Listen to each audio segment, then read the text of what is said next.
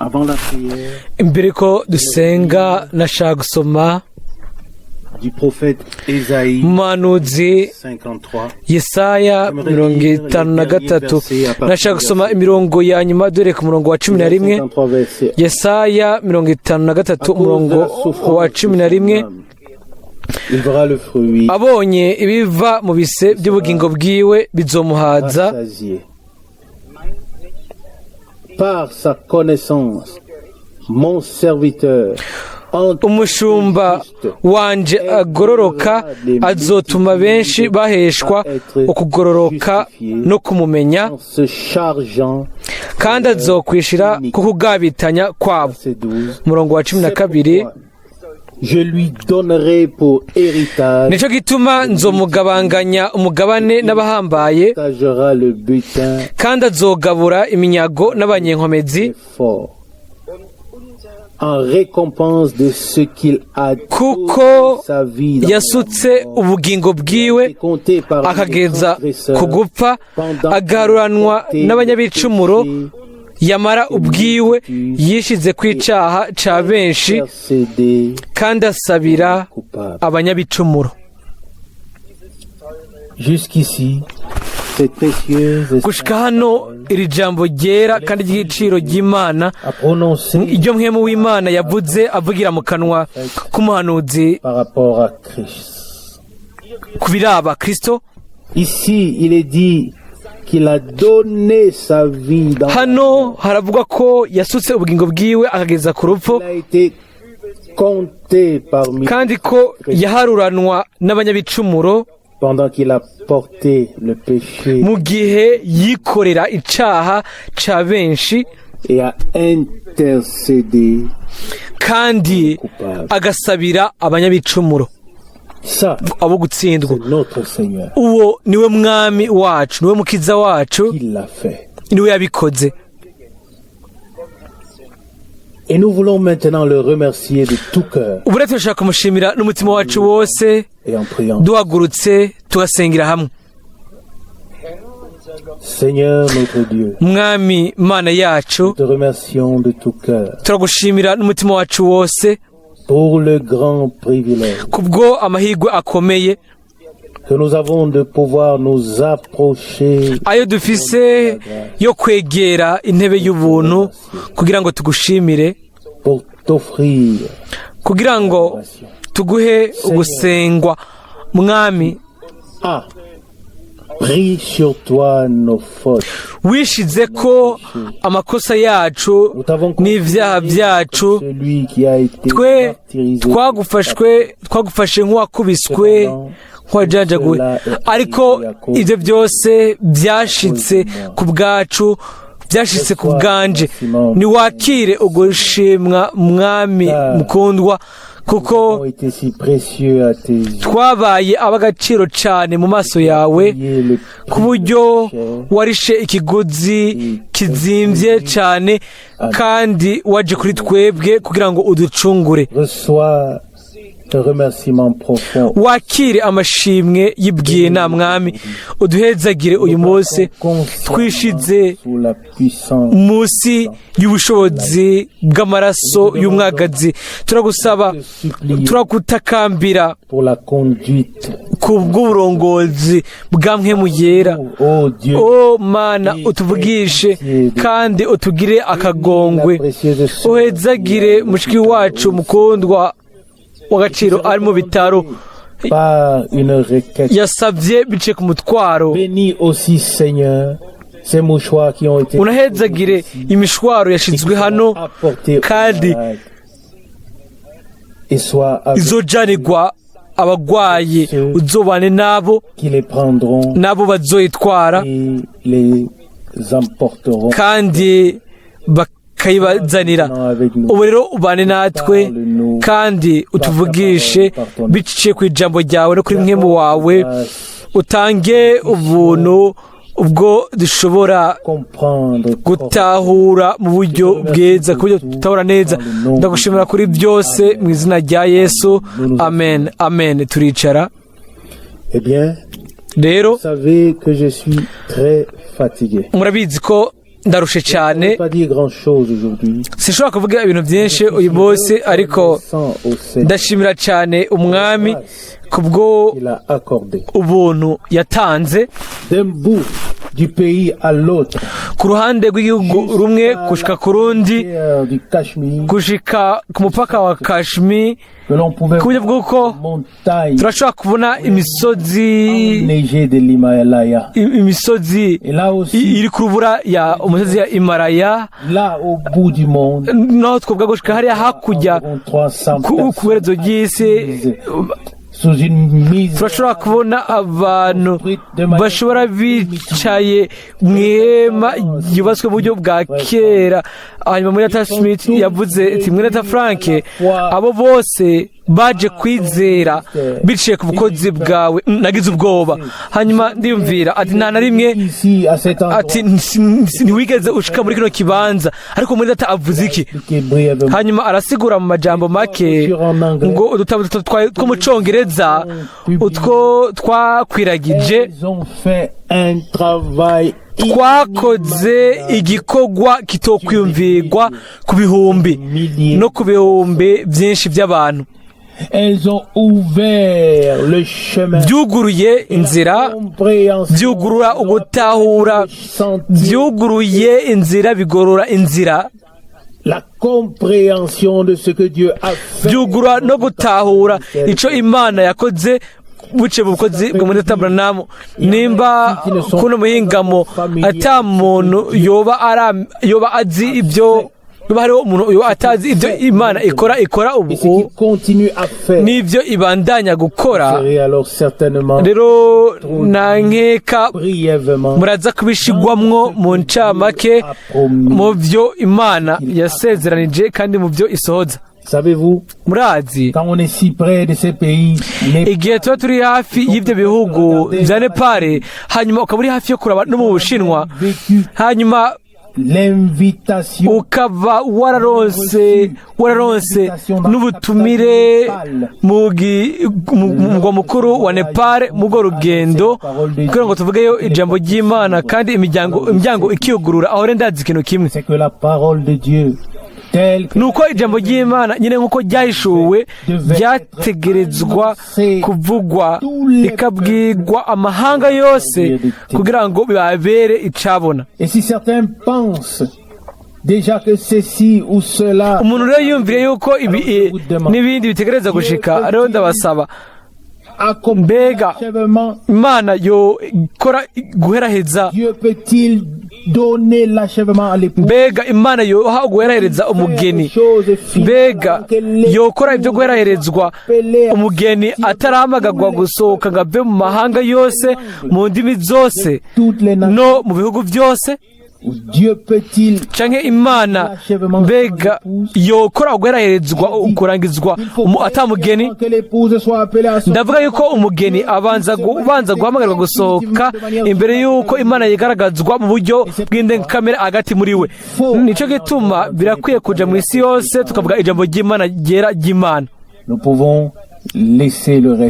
Ibisigaye tukabisigira Imana. Murabizi que notre Seigneur a donné aux apôtres et à ses serviteurs, umwami wacu yahaye intumwa n'abakozi bayo biwe igikorwa cyo gutangaza ijambo ryewe, ubutumwa bwiza. Ariko ntiyabwiye Paulo canke na Petero ngo ubakanga ishengero ryanje. Wenyine ubwiwe niwe yavuze muri Mateyo 16:18 aravuga ngo nzo kubaka ishengero ryanje. Twebwe tuvuga ijambo ryewe, tuvuga ubutumwa bwiza, hanyuma nawe ubwiwe akubaka ishengero ryewe, agahamagara gusohoka, agakiza, akabara ibyaha, akiza ingwara, agahezagira. Byose biva ku mwami, kandi ibyo rero turabishimira cyane Imana. Mwimvugo niyumviriye ku ijambo ryo byakozwe n'umwami 22. Igihe Paulo yavuga neza ibintu yabayemwo, umwimenyerezo yagizemwo umugabane, bikamuha inkomezi zo kugenda no gusohoza le service de Dieu. igikorwa c'Imana. Actes des Apôtres chapitre 22. Aravugwa hano mu byakozwe n'umwa 22 umurongo wa gatandatu. Ça s'est produit. C'est là que ça s'est passé.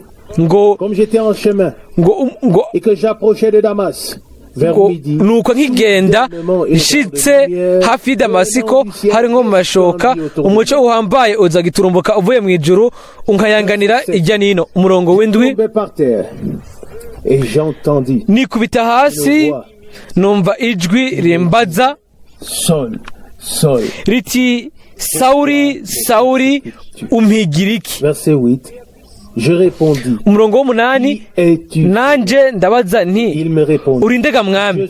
Aragishura ati ndi Yesu umunyanazareti uwo uriko urahiga. Qui était avec moi virent bien la lumière, Kandi nabo mais ils n'entendaient twari kumwe nabo la voix de celui. umuco barawubonye ariko ntibumva ijwi ry'uwo Verset 10. tuvugana. Je demandais alors. Umurongo w'icumi, Dois-je ndamubaza ni ngire ntega mwami? pas là une expression merveilleuse? Mbega iri si ijambo ry'igitangaza Dois-je ngo faire? ngire ntega mwami?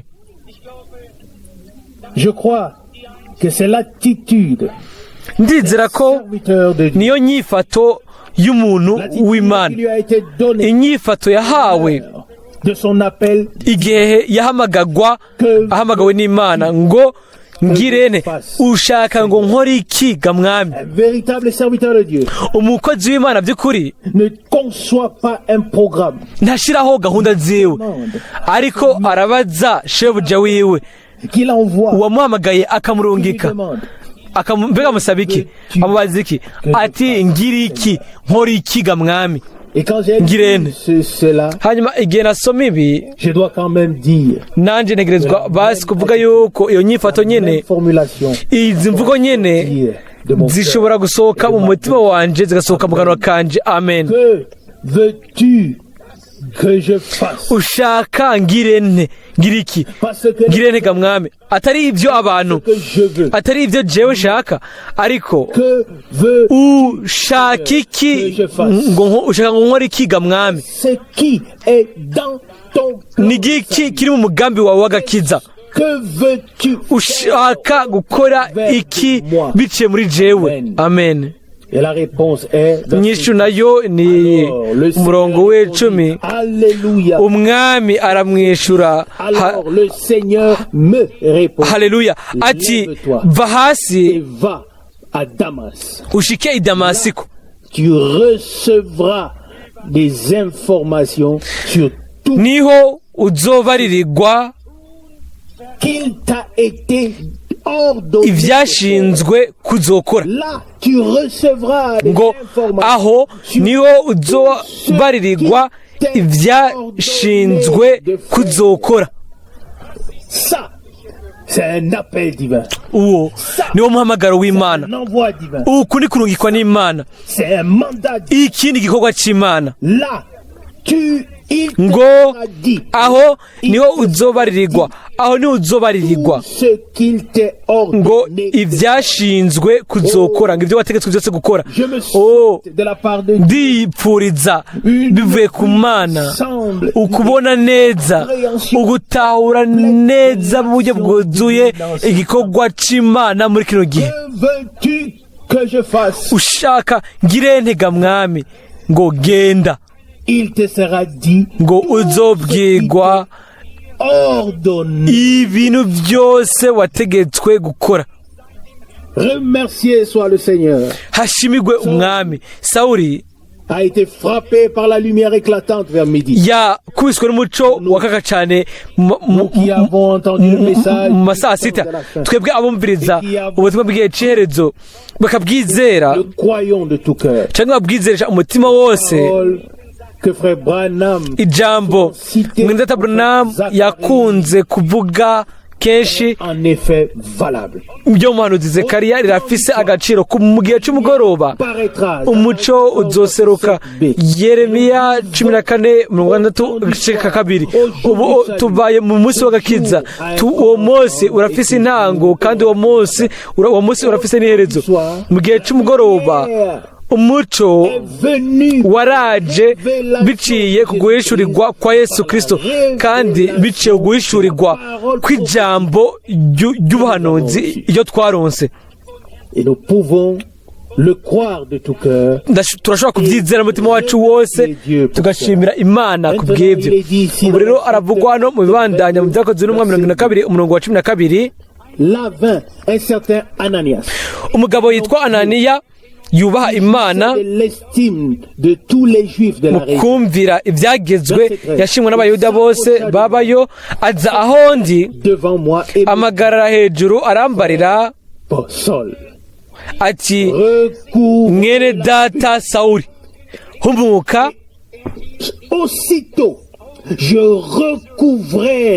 Ako kanya ndahumuka ndamuraba. Umurongo wa 14 aravuga ati, Imana y'abasogokuruza yagutoranirije kumenya iby'igomba no kubona wa mugororotsi no kumva ijwi riva mu kanwa kiwe. Umuhamagaro uva ku Mana mu gikorwa mu bwami bw'Imana, atari gusa ibyiyumvo gusa canke iciyumviro ufise mu mutima, ibyipfuzo ufise. Oya, umuhamagaro utumbereye w'umwami kubwo igikorwa cyo gukora mu bwami bw'Imana yacu. Ndizera yuko twashitse mu gihe aho dutegereza gutahura yuko Imana yarungitse abakozi bayo ku ntango no ku iherezo, kugira ngo tumenye ukugomba kwayo, kugira ngo ihishure batangaze kugomba kw'Imana. Mu nyuma Pawulo yashobora kwandika, akandika ibyete, akavuga ngo ibyo bintu byose yarabihawe biciye mu guhishurirwa. Turabwirwa hano ku murongo wa 14 mu byakozwe n'umwami 22 ngo Imana y'abasogokuruza yagutoranirije, ngo yakugeneye kumenya iby'igomba no kubona wa mugororotsi no kumva ijwi riva mu kanwa kiwe. Atari umuhamagaro uvuye mu ishengero canke mu idini canke mu mugwi w'imisengere, ariko umuhamagaro w'Imana, bikorwa c'Imana mu bwami bw'Imana ku ntango y'ishengero y'isezerano rishasha. Turizera yuko mukundo wacu Mwene Data Branham yarose umuhamagaro nk'uyo uva ku Mana, uva mu kanwa k'umwami, kandi ko Imana yamugeneye kumenya iby'igomba kugira ngo asohoze igikorwa cyo muri kino gihe. Igikorwa cyacu ni ukwizera Imana no kwakira no kwemera ijambo iryavuzwe, kugira ngo amasezerano ya nyuma ashobore kubona ugusohoza kwayo. Kandi turabizi yuko hari inshingano zihambaye zo zifatanye n'umuhamagaro nk'uyu. Haravugwa ku murongo wa 15, uzomubera icabona ku bantu bose ku byo wabonye kandi wumvise. Ngo kuko uzomubera icabona, ntuzokwibera icabona wewe, ngo uzomubera icabona umwami yahamagaye kandi yagushize mu gikorwa, yategerezwa gushingira inahe ibyo imbere y'abantu bose, ngo kubyo wabonye kandi kubyo wumvise. Aya majambo atwibutsa ibyakozwe Yohana 2:3 mbere no mu gice ca mbere ngo wandike ibyo wabonye ibyashuwe n'intumwa ibyashuwe Yohana 1:11 hari ibyo Yohana yabonye akumva hanyuma ibyo byaranditswe birungikirwa amashengero. Ibyo bintu nyine byabwiwe Pawulo, ni kuvuga ko yategerezwa gushingira intahe imbere y'abantu bose ibyo yabonye kandi yumvise. Ibyabona by'ukuri bya Yesu Kristo ntibivuga ibyo babibwiye, ariko bitegerezwa kuba byumvise bikabona ubwabyo. Hanyuma rero aho bishobora kuvuga Imana ibahaye igikorwa kuri gahunda y'Imana. Ntibashaka kuvuga ngo ego Mwene Data uyu n'uyu ngo yambwiye ngo ibi n'ibi. Oya, igikorwa cy'Imana kijanye no gushingira intahe ibyo Imana yavuze, ibyo Imana yagaragaje kandi yahishuye. Kandi turizera n'umutima wacu wose yuko tubaye kwerezo y'igihe cy'ubuntu, kandi ko Imana yarungitse umukozi wayo umuhanuzi kugira ngo imwereke, kugira ngo imwishurire ibyo yategerezwa gushingira intahe. Yesu umwami wacu yarabwiye abakozi biwe, arababwira ngo muri byabona byanje Yohana 15:27 icyabona gitegerezwa kuba cyari gihari igihe ico ikintu kanaka cashika, gitegerezwa kuba cyarabonye kikumva bitameze nk'uko ntigishobora kuba icabona c'ukuri. Yohana akandika akavuga ngo ibyo twabonye kandi ibyo twumvise, ibyo intoke zacu zakoze biraba jambo w'ubugingo, ngo nibyo tubabwira. Yohana 1:3 ukubona bakumva mbere bagafata no mu ntoke. Mbega ikintu ciza cyane, si abarorerezi gusa ariko ababigizemwo umugabane. Ibyo Imana yaduhaye kubw'ubuntu. Bene data n'abashiki banje, bagenzi, ntidushobora twese kwigisha agakiza hano ngo duhagarare imbere, ariko twese turashobora kuba mu gakiza kandi tukakira ikigongwe cy'ibyaha byacu. Turabizi ko ku munsi wa Pentekote Petero yaravuze ubutumwa, haba ubugingo 3,000 bwongewe ko. Ikintu gihambaye mu butumwa ni kubona abantu bakaza kuri Yesu Kristo. Murabizi igihe ngiye mu ibyo bihugu byose, hanyuma nkinjira mu migwi y'amadini, ndabona abantu batizera bari ngaho. Sinshobora kugaragariza abo bantu batizera iby'ibwina biri mu mabanga y'Imana. Oya, ubwa mbere ni kubanza kubereka inzira ijya kuri Kristo, ijya ku musaraba, hanyuma turashobora kongera ko ibyo Imana yakoze muri kino gihe. Amen. Environ 3000 personnes. Nk'ibihumbi 3. Est-ce le chiffre qui a été mentionné par Mbega nico gihari cyavuzwe na Petero? Ibihumbi 3 abumvirije ijambo ry'Umwami au cours de la dernière semaine. Mu ndwi zeruka. Et un dimanche matin, hanyuma uwo mungu umwe mu gatondo byanshikiye, hari ikintu canshikiye ico Imana yonyene ari ishobora gucira ku rubanza.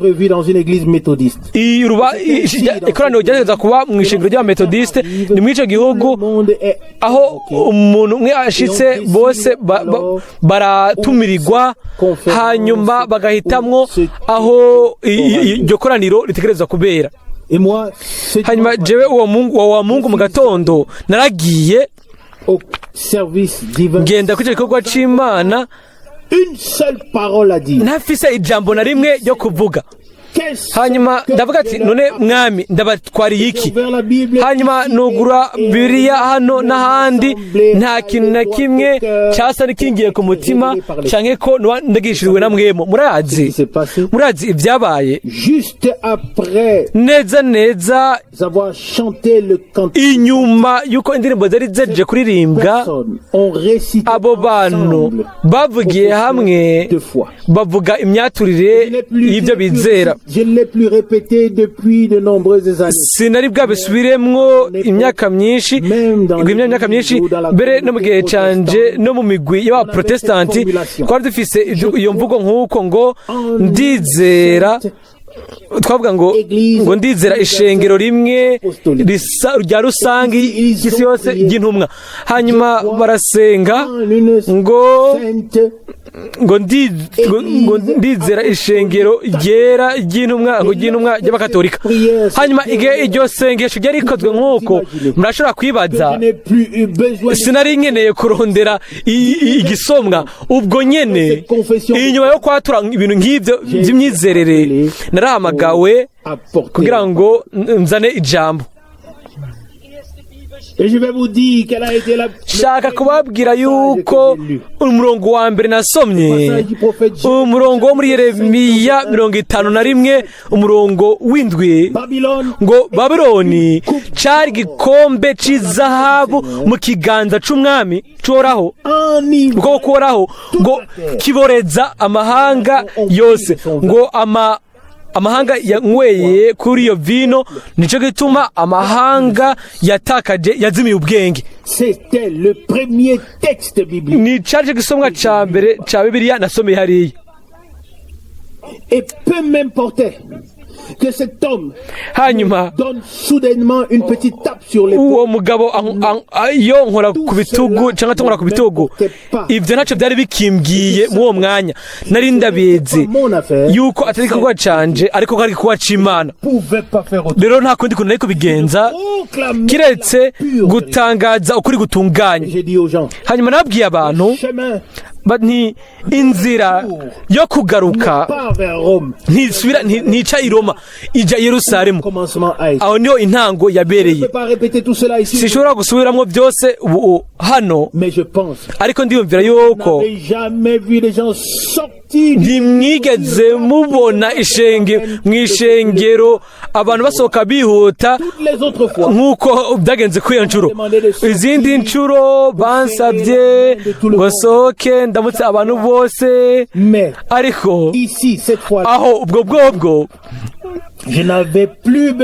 sinari nkeneye kuramutsa ibiganza by'abantu bose bari basohotse imbere y'uko nshika aho basohokera, ariko hamwe nabo batwaye ijambo ry'Imana rimwe burundu. Ivyo ndavyemezwa cyane, kandi ndemezwa yuko muri ico gitigiri kinini hariho abantu bumvirije kandi baje canke bazoza bageze mu kwizera.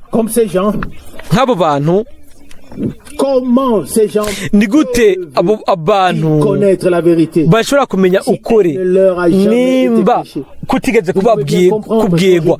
Murashobora kubitahura yuko turashobora kuba abashima yuko Imana yatwuguriye amaso kandi yaradusize kugira ngo tumenye ubushukanyi bwa kidini buri muri kino gihe. Kandi Babuloni, murabizi ko umurongo wa Bibiliya uravuga no muri Yeremiya 51 umurongo w'umunani ngo i Babuloni arakomvombowe giturumbuka harageseye, muhaborogere mwabire umuti wo kuvura uburibwe bwaho namba kumbure hokira. Umurongo w'icenda no umurongo ukurikira ngo twagerageje kuvura Babuloni ariko ntihakize. Yaba ugukira ko ari gushoboka kuri Babuloni, aho rero twonezererwa kubitangaza no kubyizera, ariko nta gukira gushoboka kuri Babuloni. Ariko abo bose basohotse i Babeli barakira biciye ku bushobozi bw'Imana yacu, kandi bakabohoka mu makosa ayo babohewemwo bagashigwamo. imana yacu ni imana y'ubwiza. nibyo twashatse gukiza Babuloni, bariko barabikora, bariko bashaka kuzana akiza Babuloni. mbega jewe ubwanje haheze imyaka ari i Roma, mbega sinabwiye umugabo ari hariya igihe navuga ubutumwa mu ikoraniro rya Mwene Data Martin. mbega byari bimeze gute?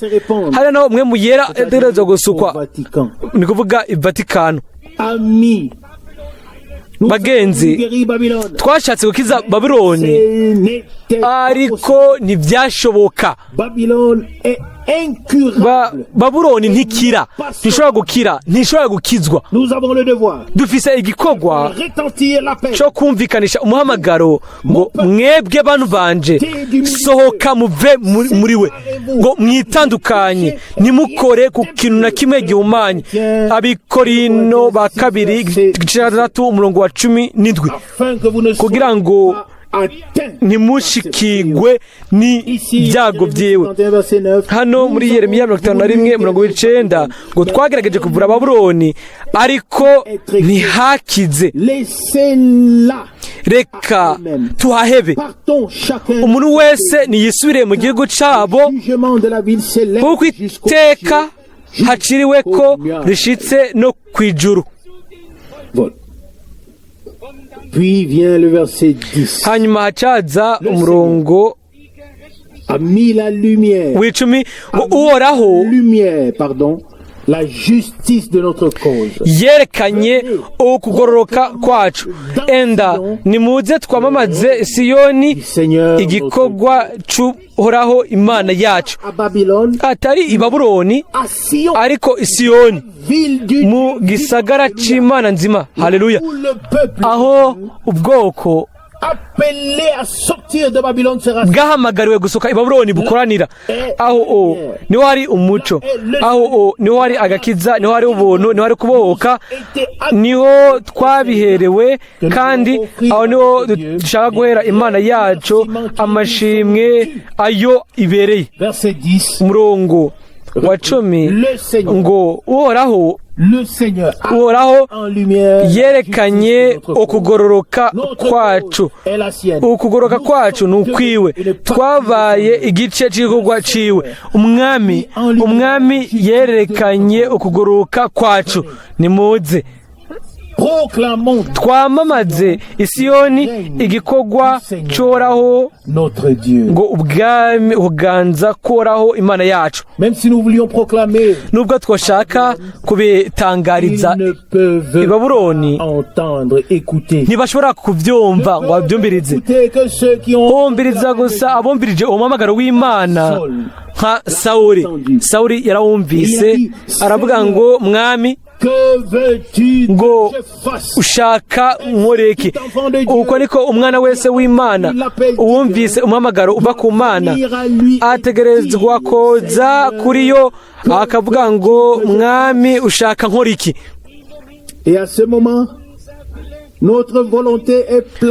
aho rero ukugomba kwacu gushirwa mu kugomba kw'Imana. aho rero dushobora gutangaziriza tukamamariza i Siyoni ukuganza k'umwami imana yacu.